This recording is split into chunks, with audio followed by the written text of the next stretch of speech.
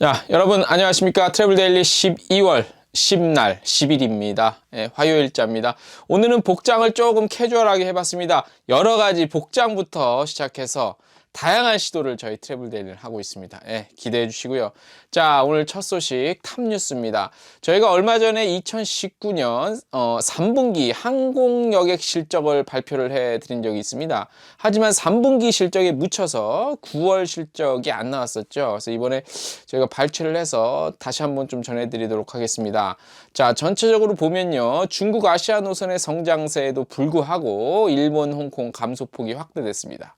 그리고 제주 여객 감소로 지난해 9월에 비해 다소 약간 감소한 그런 다양한 실적들이 좀 있네요. 자, 국제선부터 한번 살펴보겠습니다. 9월 국제선입니다. 전년 동기 대비 0.9% 증가했습니다. 국내선은 전년 동월 대비 3.2% 감소했습니다. 자, 국제선 일본 문제, 그다음에 홍콩 사태로 일본 마이너스 28.3%, 홍콩 마이너스 28.2% 여객 감소 폭이 커졌으나 중국, 베트남, 필리핀, 대만 등 이제 증가를 했죠. 그래서 전년 동월 대비 0.9% 증가한 680만 명 기록했고요. 베트남이 베트남, 그다음에 필리핀, 그다음에 대만 노선이 이제 운항 증편 영향으로 늘었고요. 미주는 이제 미국이 2633편에서 2531편으로 줄었죠. 캐나다도 240편에서 236편으로 줄었습니다. 노선의 운항 간편에도 불구하고 미국은 35만 9천여 명에서 38만 3,900여 명으로 6.7% 늘었습니다. 노선 수는 줄었는데 여행객 수는 늘었다는 얘기죠. 캐나다도 8.6% 여객 수가 증가를 했네요. 항공사별 실적 보면요. 국제선부터 볼게요. 우리 국적 대형사의 경우 일본 마이너스, 유럽 마이너스, 기타 노선 마이너스, 노선의 여객 감소 영향으로 전년 동월 대비 1%가량 감소했고요. 국적 LCC, 여객 운송량은 LCC의 여객 운송량은 여객편 공급 증가, 그리고 해외여행 수요 감소로 전년 동월 대비 4.8% 감소했고, 탑승률은 74.7%로 전년 동월 대비 6.3%포인트 하락을 했습니다. 여러 가지 또 얘기가 있어요. 중국, 아시아, 유럽 노선 여객 증가, 에도 일본 대항주 노선이 여객 감소했다는 얘기. 그 다음에 우리 국적사의 분담률은 65.1%로 외항사보다는 조금 많고요. LCC가 전년 동월 대비해서 조금 1.5%포인트 감소했습니다. 전체 여객 실적 정리해 볼게요. 우리 국적 FSC는 372만 명 수송했고요. 전년 동월 대비 1% 감소한 수치입니다. 국적 LCC는 327만 명을 수송을 해서 전년 동월 대비 4.8% 감소했습니다. 전체적으로 국적사 감소했고요. 점유율은 74.7%입니다. 이중 저비용 항공의 분담률은 LCC의 분담률은 전년 동월 36.6%에서 올해 9월 34.9%로 다소 감소했습니다. 전체적으로 보면요, 베트남 그리고 동남아 노선이 아니었다면 큰일 날 뻔했습니다. 예, 더 떨어질 뻔했습니다. 안 그래도 일본도 줄고 홍콩도 줄었는데. 자, 두 번째 소식입니다. 플라이강원이 국내 항공업계 최초로 증권형, 그러니까 투자형이죠. 클라우드 펀딩을 통해 일반인 주주를 모집합니다. 플라이강원의 증권형 클라우드 펀딩은 12월 16일부터 내년 1월 초까지 진행이 되고요. 투자는 클라우드 펀딩 플랫폼 클라우디에서 가능합니다. 이번 펀딩에 참여한 투자자에게는 배정 금액에 따라 항공권 지급 등 다양한 혜택도 지급될 예정입니다. 자, 11월이죠. 양양 제주 노선을 시작으로 운항을 시작했죠. 플라이 강원은 강원도 양양국제공항을 모기지로 한 신생 항공사죠. 많은 분들 알고 계시죠. 예. 자, 국내 항공사들이 선보인 적 없는 TCC라고 합니다. TCC도 처음 들어옵니다. 뭐냐면 LCC도 아니고 FSC도 아니고 투어리즘 컨버전시 캐리어입니다. 항공과 관광 상품을 연계한 새로운 사업 모델이라고 합니다. 예. 국내를 찾는 해외 관광객 대상 인바운드 시장을 주요 타깃으로 하고요. 풍부한 여행 컨텐츠를 보유한 강원도와 세계를 항공으로 연결하는 것이 목표입니다. 아, 그러니까 프라이 강원의 목표는 그거였네요. 그러니까 국내객보다는 한국을 찾는 외국인 대상을 타깃으로 하네요. 예, 어쩐지. 예. 자, 기존 항공사들은 국제선 좌석을 내국인 중심으로 배분했다. 하지만 플라이 강원은 좌석 점유율의 80%를 외국인 관광객에게 제공할 예정이라고 합니다. 그래서 지난 2017년부터 중국 동남아 국가시장 점유율 상위권 여행사 44개 업체와 전략적 제휴를 완료하고 내부 컨버전스 팀을 통해 강원도 여행 상품과 숙박, 교통 등을 연계한 국제선 모객을 준비하고 있다고 합니다. 자, 인바운드객이 한국에 와서 이 노선만 타는 그 수요가 얼마나 될지는 사실 모르겠습니다. 기차 여행이 빠르고 간편해서, 왜냐하면 한국은 땅덩이가 적어서 틈새 시장이긴 한데 얼만큼 자리 잡을 수 있을까는 두고 볼 일인 것 같습니다. 예. 아무튼 뭐 틈새 시장 아이디어는 좋았던 것 같습니다.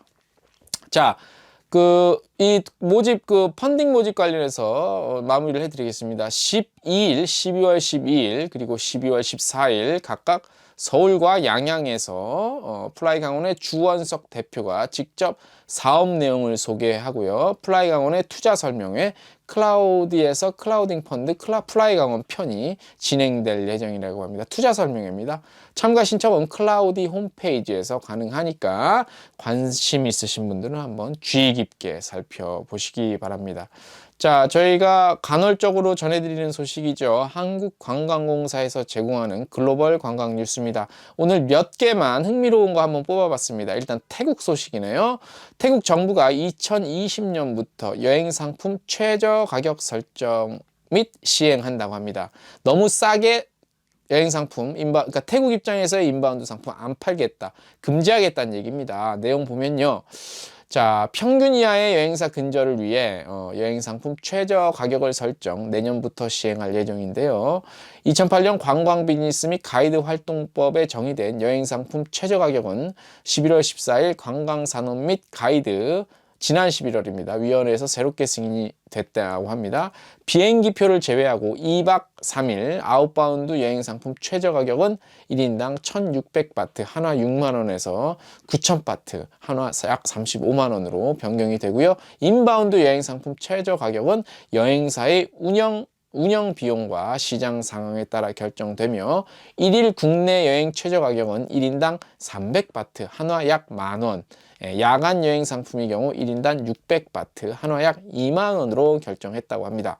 태국 여행사협회 관계자에 따르면 이번 조치가 관광산업 품질 표준을 높일 수 있지만 가격 경쟁 완화와 여행사에 의한 과실 예방 효과는 없을 것이라고 언급했습니다. 아주 당연한 말을 언급한 것으로 보입니다. 가격이 너무 낮죠. 자, 중국이 올해 관광 총수입이 300억 달러를 돌파할 것으로 전망을 했네요. 중국 관광연구원이 발표한 자료에 따르면 관광 총수입 2018년 관광 총수입은 한화 149조 원, 전년 대비 3% 증가, 2019년은 1,300억 달러, 한화 153조 3,222억 원을 돌파할 것으로 전망을 했습니다. 중국 인바운드 시장이 또 성장세지요. 아무래도 워낙 땅덩이도 넓고 보러 갈 곳이 많죠. 자, 호주관광청이요, 한국이 아니고요, 본청입니다. 한국 사무소는 무슨 일을 하는지 잘 모르겠습니다. 호주관광청은 이게 뭡니까? 라이브 아워 필러소피의 마케팅 캠페인을 진행한다고 합니다. 호주의 철학과 삶의 방식을 의미하는 Come Live Our 필로소피입니까? 슬로건으로 진행을 하는데, 철학이라는 필로소피와 호주, 오스트레일리아를 합성한 단어라고 합니다. 캠페인은 향후 3년간 주요 15개국의 호주 현지인들의 삶을 강조하면서 호주의 매력을 홍보할 예정이라고 합니다. 자, 국내 소식 하나 한번 해볼게요. 입법 예고가 하나 들어왔습니다. 항공 분야 교통약자 편의 기준 마련, 운항 증명 과정에서 면허 취소가 가능한 중대결함 사유를 등을 다루는 내용인 항공사업법 시행령 시행규칙 일부 개정안 입법 예고 소식입니다. 내용을 살펴볼게요. 내용이 뭐냐면 이게 통과되면 2020년 내년 8월부터 시행이 되는데, 이번에 입법 예고되는 개정안 주요 내용은요. 공항 및 항공사 등 항공교통사업자는, 그러니까 항공사들이겠죠. 교통약자의 요청에 따라 항공교통 이용에 필요한 정보를 제공하도록 했고요. 승하기, 타고 내릴 때 불편하고 안전사고를 사전에 예방할 수 있도록 휠체어를 이용하는 교통약자가 탑승하는 항공편에 탑승교 또는 휠체어 승강 설비를 우선 배정할 수 있도록 정하고, 이동이 불편한 교통약자의 항공기 내 이동 편의를 위해 우선 좌석을 운용하며 자막, 점자, 그림 등을 이용한 기내 안전 정보를 교육약자별로 맞춤형으로 제공해야 합니다. 이 밖에 항공면허 취득 후 실제 항공기 운항을 위해 운항 증명을 받는 과정에서 재무 능력이 상실되거나 안전 운항 능력을 충족하지 못하는 항공사에 대해 면허를 취소하도록 했다고 합니다. 기존에 힘 있는 항공사에는 적용이 잘 안 되더라고요. 그 말씀만 한번 참고를 해주시면 되겠습니다. 자, 한국관광공사는 외국인 관광객과 국내 거주 외국인 대상 안전 서비스 강화를 위해 12월 10일 행안부와 협약 맺고요. 긴급 재난 문자 외국어 번역 서비스를 시작합니다. 무슨 얘기냐면 인바운드 여행객과 국내 거주하는 외국인들도 우리 국민, 대한민국 국민처럼 이렇게 긴급 문자 있죠. 그걸 받게 한다는 그런 내용입니다. 발송한 긴급 재난 문자를 공사 1330 관광통역 안내전화 콜센터에서 영어와 중국어로 신속히 번역해서 외국인들에게 제공한다고 합니다. 영어와 중국어 자동 번역기로 이렇게 했는데 가끔 오류가 있었나 봐요. 그런 것들도 많이 개선하고 행안부와 협업을 통해서 좀 더 나은 서비스를 제공한다고 합니다. 사실 어느 나라를 가도 외국인 관광객에게 이 정도까지 서비스 해준다는 거의 없습니다. 근데 사실 이런 것까지 해서 예산을 써야 되나 하는 좀 의문도 들어요. 이렇게까지 해줘야 되나? 그런 것보다는 보고 즐길 수 있는 것들을 더 예산을 많이 투자하는 게 한편으로는 낫지 않을까. 왜냐하면 위험 사회에 대한 긴급 재난 통보도 중요한데, 대한민국이 일본처럼 이렇게 지진이 대규모로 나거나 그런 일은 없었기 때문에 굳이 이렇게까지 할 필요가 사실 좀 있나. 해서 나쁠 건 없지만요. 아무래도 예산이 들어가는 문제니까. 그런 생각을 좀 해봤습니다.